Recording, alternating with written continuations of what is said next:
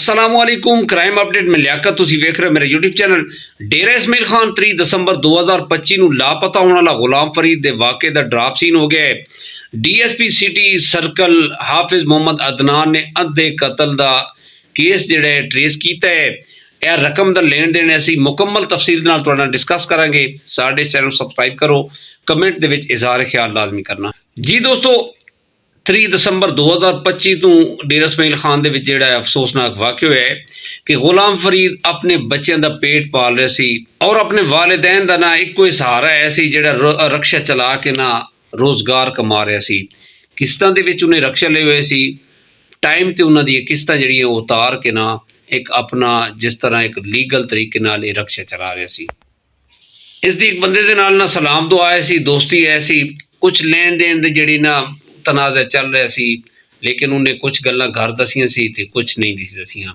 ਇਸ ਤਰ੍ਹਾਂ ਹੋਇਆ ਇਹਨੇ ਦੋਸਤ ਨੇ ਲਿਆ ਇਸ ਨੂੰ। ਇਸ ਤੋਂ ਪਹਿਲੇ ਇਹਨੇ ਘਰ ਦੇ ਵਿੱਚ 40,000 ਰੁਪਇਆ ਜਿਹੜਾ ਰਕਸ਼ੇ ਦਾ ਕਿਸ਼ਤ ਹੈ ਸੀ ਉਹ ਨਾਲ ਲਈ। ਇਸ ਦੇ ਕੋਲ ਆਪਣਾ ਮੋਬਾਈਲ ਹੈ ਸੀ ਔਰ ਇਸ ਨੂੰ ਜਦੋਂ ਕਾਲ ਆਉਂਦੀ ਹੈ ਆਪਣੇ ਦੋਸਤ ਦੀ ਕਿ ਫਲਾਂ ਜਗ੍ਹਾ ਤੇ ਆ ਜਾਏ, ਰਕਸ਼ਾ ਲੈ ਕੇ ਗਿਆ ਤੇ ਨਖਲਿਸਤਾਨ ਪਾਰਕ ਦੇ ਕਰੀਬ ਜਨਾਬ ਇਸ ਦੇ ਦੋਸਤ ਦੇ ਨੂੰ ਮੌਤ ਦੇ ਘਾਟ ਉਤਾਰਿਆ ਔਰ ਜਿਹੜੀ ਇਹਦੀ ਲਾਸ਼ ਹੈ ਉਹ ਦਰਿਆ ਸਿੰਧ ਦੇ ਵਿੱਚ ਬਹਾ ਦਿੱਤੀ। ਇਸ ਦੇ ਘਰ ਵਾਲੇ ਨੇ, ਗੁਲਾਮ ਫਰੀਦ ਦੇ ਘਰ ਵਾਲੇ ਨੇ ਜਦੋਂ ਕਾਲ ਕੀਤੀ, ਇਸ ਦਾ ਨੰਬਰ ਬੰਦ ਆਇਆ ਸੀ ਤੇ ਇਹ ਰਾਤ ਨੂੰ ਵਾਪਸ ਵੀ ਨਹੀਂ ਆਇਆ। ਫਿਰ 15 ਤੇ ਕਾਲ ਹੋਈ, FIR ਕੱਟੀ ਗਈ ਨਾਮਾਲੂਮ ਦੇ ਖਿਲਾਫ ਅਗਵਾ ਦੀ। ਪੁਲਿਸ ਨੂੰ ਕੁਝ ਸ਼ਵਾਇਦ ਮਿਲੇ ਨੇ ਜੀ ਫਲਾਂ ਜਗ੍ਹਾ ਤੇ ਰਕਸ਼ਾ ਹੀ ਖੜਾ। ਜਨਾਬ ਪੁਲਿਸ ਨੇ ਜਨਾਬ बर वक्त कार्रवाई की है।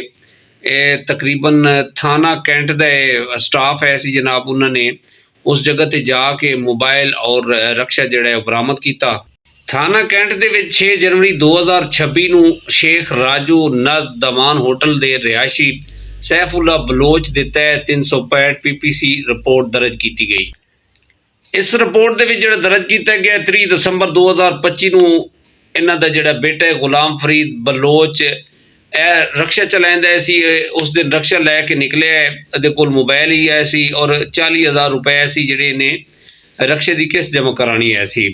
ਮਜ਼ਕੂਰਾ ਰਿਪੋਰਟ ਦੇ ਮੁਤਾबिक DPO डेरा सजाद अहमद साहबजादा साहब की हिदायत के मुताबिक DSP हाफिज मुहम्मद अदनान ने जनाब गुलाम फरीद के दोस्त लतीफ वजीर ਨੂੰ छापे के दौरान गिरफ्तार किया है और ਉਹਦੀਆਂ ਜਿਹੜੀਆਂ ਗੱਲਾਂ ਸੀ ਉਹ ਮਸ਼ਕੂਕ ਨਜ਼ਰ ਆਈਆਂ ਨੇ। ਉਹਨੂੰ ਸ਼ਾਮਲੇ ਤਫਤੀਸ਼ ਕੀਤਾ ਗਿਆ ਹੈ।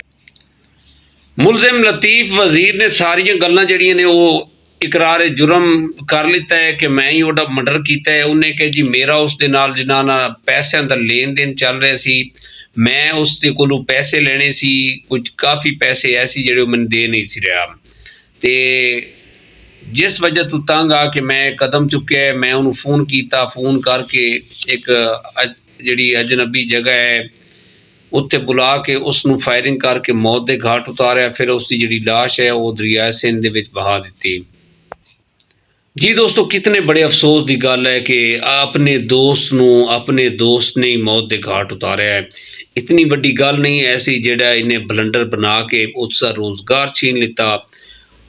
ਉਸਦੇ ਘਰ ਵਾਲੇ ਜਿਹੜੇ ਨੇ ਉਹ ਇੱਕ ਇਸ ਸਦਮੇ ਦੇ ਵਿੱਚ ਦੋ ਚਾਰ ਹੈਗੇ ਨੇ ਔਰ ਯਕੀਨ ਕਰੋ ਕਿ ਉਸ डेरा इस्माइल खान ਦੀ ਜਿਹੜੀ ਪੁਲਿਸ ਹੈ ਉਹਨੇ बर वक्त कार्रवाई ਕਰਕੇ ਜਿਹੜਾ ਹੈ ਜਰਾਇਮ ਪੇਸ਼ਾ ਅਫਰਾਦ ਐਸੀ ਜਿਸ ਨੇ ਜੁਰਮ ਕੀਤਾ ਹੈ, ਸਫਾਕ ਹਰਕਤ ਕੀਤੀ ਹੈ, ਇਸ ਨੂੰ ਫਿਲਫੌਰ ਜਿਹੜਾ ਹੈ ਉਹ ਗ੍ਰਿਫਤਾਰ ਕੀਤਾ ਹੈ ਔਰ DPO डेरा सजाद अहमद साहबजादा साहब ने DSP और ਉਹਨਾਂ ਦੀ ਪੂਰੀ ਟੀਮ ਨੂੰ खराज तहसीन पेश की है और उन्होंने जनाब बड़ा खुशी का इजहार किया है कि इन्होंने बर वक्त कार्रवाई की और इस ते जड़ा जिन्हें जराइम किया सी, जिन्हें मर्डर किया सी, उन्होंने गिरफ्तार किया है। जी दोस्तों, कितने बड़े अफसोस की गल है कि एक दोस्त एक गरीब है सी गुलाम फरीद जड़ा रक्शा चला रहा सी ते उसने दोस्ती का लिबादा ओढ़ के कितनी बड़ी सफाक हरकत की है। अगर वो पैसे नहीं तेन दे रहे सी तू वो वालिदैन नूं गल कर, वो घर वाले जिहड़े है नहीं उन्होंने नाल गलबात कर के मेरे पैसे नहीं दे रहा, इस तरह की जिहड़ी ने सफाक हरकत की है। हुण इहनूं किस तरह माफ़ी होएगी? ये कोर्ट कचहरी होएगा, जज साहब इहदे खिलाफ फैसला सुनाणगे क्योंकि इन्हें एक बंदे की जान लई है। साडे मुआशरे दे विच बहुत गलत हो रहा है, सोच समझ तो ही बाहर हो रहा है ਕਿ ਬੰਦਾ ਇਤਬਾਰ ਕਿਸ ਤੇ ਕਰੇ। ਦੋਸਤ ਹੁੰਦਾ ਸੀ ਰੀੜ੍ਹ ਦੀ ਹੱਡੀ ਦੀ ਤਰ੍ਹਾਂ ਹੁੰਦਾ ਸੀ ਕਿ ਬੰਦੇ ਨੂੰ ਇੱਕ ਫਖਰ ਹੁੰਦਾ ਸੀ ਅਗਰ ਉਹਦਾ ਭਾਈ ਨਹੀਂ ਹੈ ਤੇ ਇੱਕ ਅੱਛਾ ਦੋਸਤ ਉਹਨੂੰ ਮਿਲ ਜਾਂਦਾ। ਜੀ ਦੋਸਤੋ, ਕਮੈਂਟ ਦੇ ਵਿੱਚ ਇਜ਼ਹਾਰ ਖਿਆਲ ਲਾਜ਼ਮੀ ਕਰਨਾ ਕਿ ਦੋਸਤੀ ਕਰਨੀ ਚਾਹੀਦੀ ਹੈ ਜਾਂ ਨਹੀਂ ਕਰਨੀ ਚਾਹੀਦੀ, ਕਿਸ ਤਰ੍ਹਾਂ ਦਾ ਬੰਦਾ ਹੋਣਾ